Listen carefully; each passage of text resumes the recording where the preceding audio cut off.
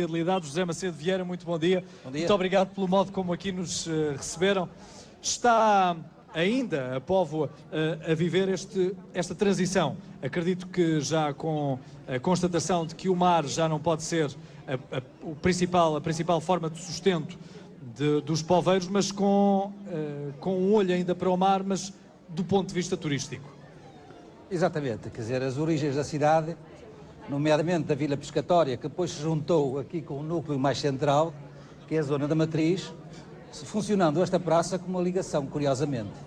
Isto era uma zona atravessada por ribeiros e que hoje existem imensos ribeiros.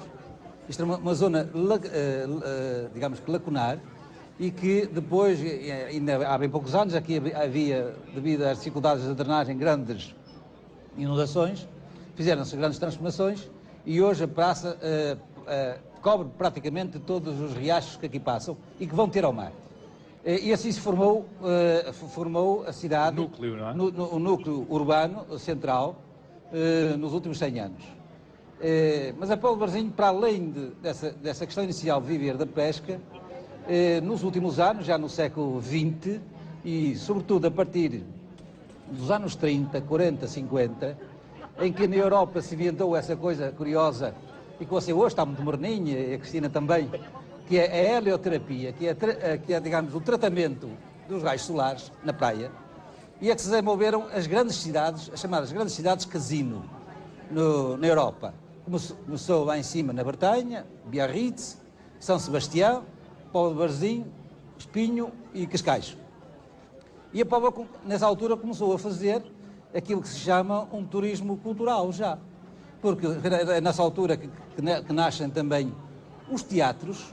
O nosso Teatro Garrett nasceu nessa altura e por esses países, para essas cidades fora, foi assim que se juntavam, porque as pessoas vinham para os 3 meses de verão para apanhar sol, tomar banhos no mar, nessa altura ainda com o tornozelo coberto e o fato de banho até ao pescoço. Até ao pescoço.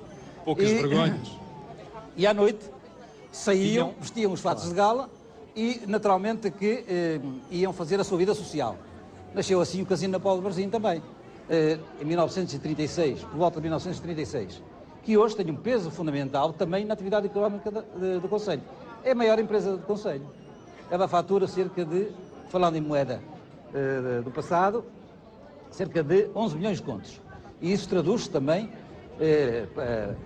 num bem para a cidade, porque parte dos impostos são revertidos para a Câmara Municipal e que são investidos aqui nas obras do turismo. Esta praça, por exemplo, foi feita com algum dinheiro dos impostos do Foi casino. inaugurada recentemente. Mas a Póvoa tem, para além disso, que se juntou com tanto a Estância Balnear, vou fazer a história da Estância Balnear, e o comércio tradicional.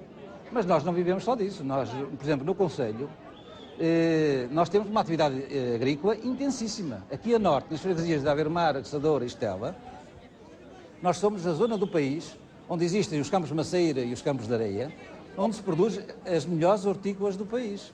E, inclusive, os agricultores estão organizados, já com cooperativas, e exportam para a Galiza, exportam, imagine, para a Bretanha. E aqui, na parte mais nascente, que é as freguesias de Balazar e de Ratos, juntamente com uma outra de Vila do Conde, que é de Arcos, nós temos a maior bacia leiteira do país, que fornece aqui a Lactogal e a Águas. De maneira que é esta característica muito boa que os poveiros têm, de não terem uma atividade económica predominante com picos e depois, quando vêm as crises, afundam-se. Não, nós temos este intercruzamento das diversas atividades económicas que permite que a cidade tenha sempre uma atividade económica constante.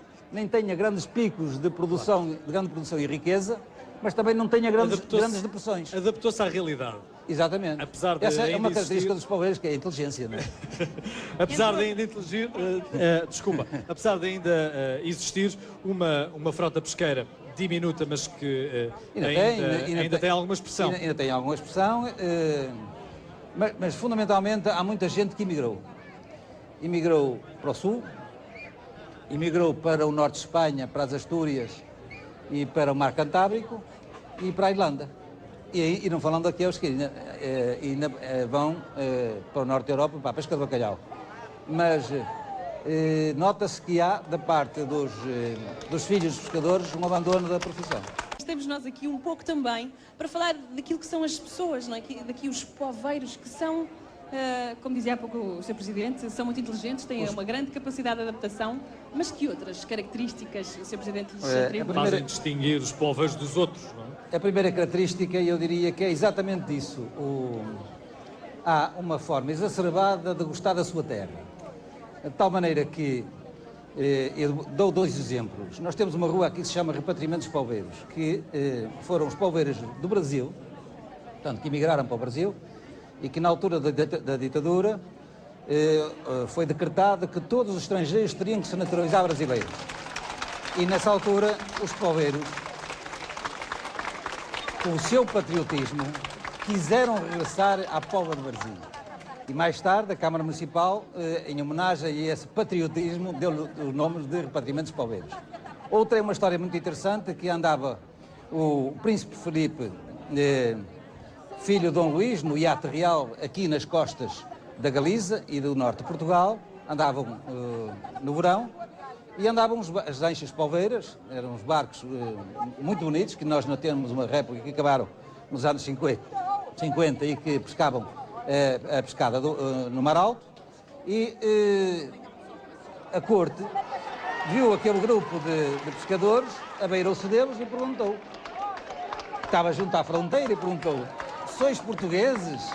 E eles responderam: não, somos poveirinhos da graça de Deus.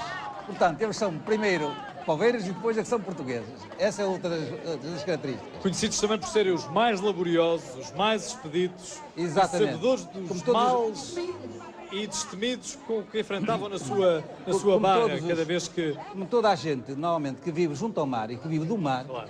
é corajosa.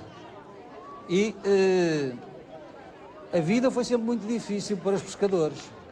Só nos últimos anos a pesca tem alguma mais-valia, porque antigamente a pesca e o mar era muito bravo, o Atlântico aqui é muito batido, o porto da Póvoa era perigoso, só depois das obras, a seguir à guerra, com o primeiro cais feito pelos alemães, é que deu alguma segurança, mas no século XIX, até ao final do século XIX, princípios do século XX, havia muitos naufrágios, de tal maneira como um grande naufrágio, que foi o 28 de fevereiro de 1886, em que morreram dezenas de pescadores, alguns deles, os cadáveres, foram parar à Galiza.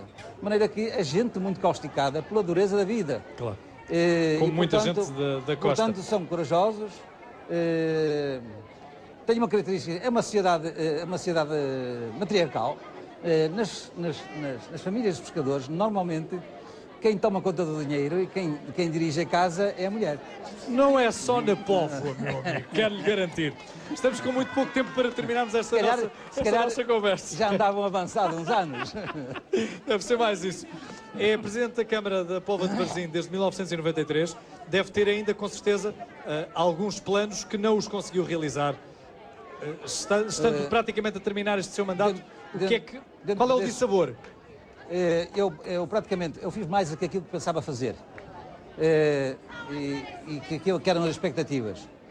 Em termos de grande obra, nós concluímos agora duas grandes obras, que é esta aqui, a Praça da Almada, que está praticamente toda pedonalizada, que é, digamos assim, a sala de visitas do município, e fizemos a requalificação da Avenida Mousio de Albuquerque, que vai do Café de Anabar, do Céu Café, da Tertúlio, de Manuel de Oliveira, da Agostina Bessa Luís, marginal, que vai até ao hospital, com um parque subterrâneo de 600 automóveis. Falta-nos terminar o saneamento, estamos a terminar.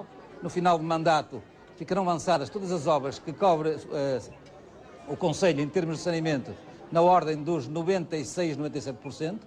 E o próximo grande desafio, e provavelmente é o maior, porque depois já não há grandes obras a fazer, é o novo mercado, que é fazer a reposição do mercado antigo, que é o mercado David Alves, e que hoje ainda temos conservado duas torres, dois torreões, que é o turismo e um bar e um café, e vamos repor os outros dois,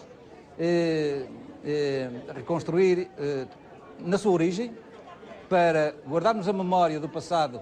Foi o Dr. David Alves, foi um grande Presidente da Câmara do início do século XX que planeou tudo isto, e construir um edifício, dentro de um edifício de referência, moderno, madeira, ferro e vidro, que vai tornar e vamos demolir aquele monstro que já está um pouco desatualizado e com muitas patologias.